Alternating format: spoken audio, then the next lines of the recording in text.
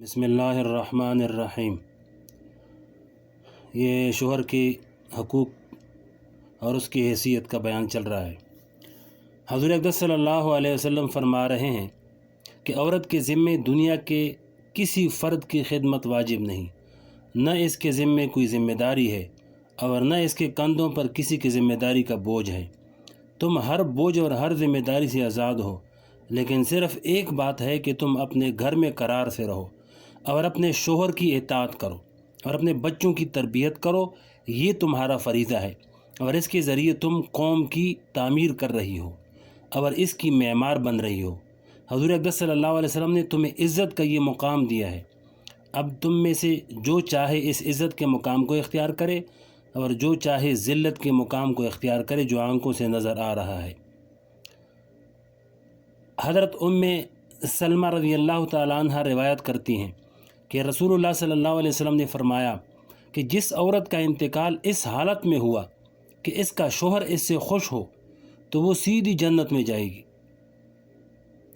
حضرت معاذ بن جبل رضی اللہ تعالیٰ عنہ سے روایت ہے کہ نبی کریم صلی اللہ علیہ وسلم نے فرمایا کہ جب کبھی کوئی بیوی اپنے شوہر کو کوئی تکلیف پہنچاتی ہے اس لیے کہ بسا اوقات عورت کی طبیعت سلامتی کی حامل نہیں ہوتی اور اس کی طبیعت میں فساد اور بگاڑ ہوتا ہے اور اس فساد اور بگاڑ کے نتیجے میں اپنے شوہر کو تکلیف پہنچا رہی ہے، تو اس کے شوہر کی جو بیویاں اللہ تبارک و تعالیٰ نے جنت میں حوروں کی شکل میں اس کے لیے مقرر فرمائی ہیں، وہ حوریں جنت سے اس دنیاوی بیوی سے خطاب کر کے کہتی ہے کہ تو اس کو تکلیف مت پہنچا، اس لیے کہ یہ تمہارے پاس چند دن کا مہمان ہے اور قریب ہے کہ وہ تم سے جدا ہو کر ہمارے پاس آ جائے گا۔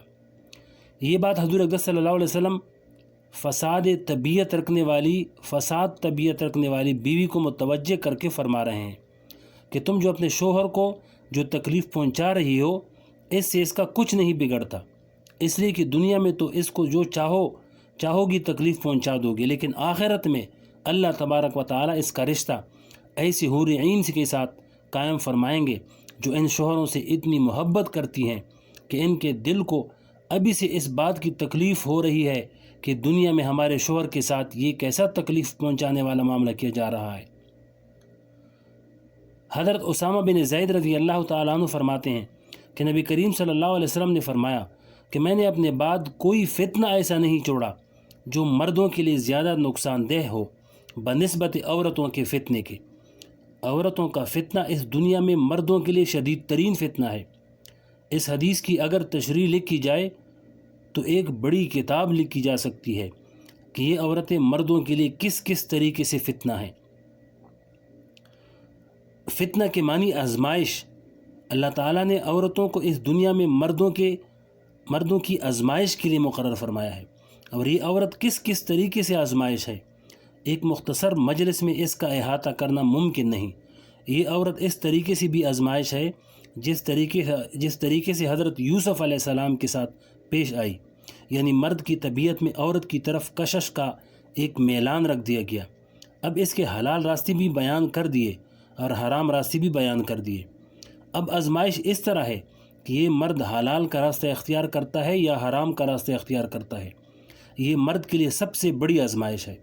اس کے ذریعے دوسری آزمائش اس طرح ہے کہ یہ بیوی جو اس کے لیے حلال ہے اس کے ساتھ کیسا معاملہ کرتا ہے۔ اللہ اور اللہ کے رسول صلی اللہ علیہ وسلم نے جیسا سلوک کرنے کا حکم دیا ہے ویسا سلوک کرتا ہے یا اس کی حق تلفی کرتا ہے۔ تیسری آزمائش یہ ہے کہ یہ شخص بیوی کی محبت اور اس کے حقوق کی ادائیگی میں ایسا غلو اور انہماک تو نہیں کرتا کہ اس کے مقابلے میں دین کے احکام کو بھی پس پشت ڈال دے۔ یہ تو اس نے سن لیا کہ بیوی کو خوش کرنا چاہیے اور اس کے ساتھ حسن سلوک کرنا چاہیے، لیکن اب حرام اور ناجائز کاموں میں بھی اس کی دلجوئی کر رہا ہے اور اس کی صحیح دینی تربیت نہیں کر رہا ہے۔ اس طرح بھی یہ آزمائش ہے، اس لیے کہ مرد کو دونوں طرف خیال رکھنا ہے۔ ایک طرف محبت کا تقاضا یہ ہے کہ بیوی پر روک ٹوک نہ کرے، اور دوسری طرف دین کا تقاضا یہ ہے کہ خلاف شرع کاموں پر روک ٹوک کرے۔ غرض آزمائشوں کا کوئی ٹھکانہ نہیں ہے، اور اللہ تعالیٰ کی توفیق ہی سے انسان ان تمام آزمائشوں سے سرخروئی کے ساتھ اس طرح نکل سکتا ہے۔ کہ اس کے حقوق بھی ادا کرے، اس کی تعلیم و تربیت کا بھی خیال رکھے، اس کے نفع نقصان کا بھی خیال رکھے اور حرام کی طرف بھی متوجہ نہ ہو۔ ان تمام باتوں کا خیال کرنا صرف اللہ تبارک و تعالیٰ کی خاص توفیق ہی کے ذریعے ہو سکتا ہے۔ اس لیے نبی کریم صلی اللہ علیہ وسلم نے ایک دعا تلقین فرمائی ہے جو آپ کو معصور دعاؤں میں سے ہے۔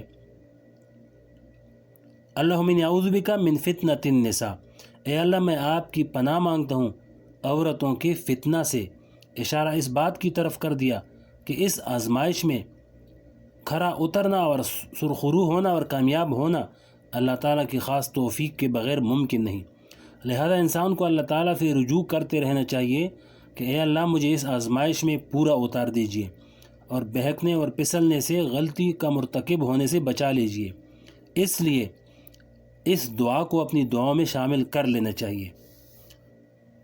فرمایا کہ یہ بڑی عجیب و غریب حدیث ہے اور جوامع الکلم میں سے ہے اور ہم میں سے ہر شخص اس حدیث کا مخاطب ہے۔ چنانچہ فرمایا کہ تم میں سے ہر شخص نگہبان ہے اور ہر شخص سے اس کے زیر نگہبان اشیاء اور افراد کے بارے میں سوال ہوگا، یعنی جن چیزوں کی نگہبانی اس کے سپرد کی گئی تھی اس کے بارے میں اس سے سوال ہوگا۔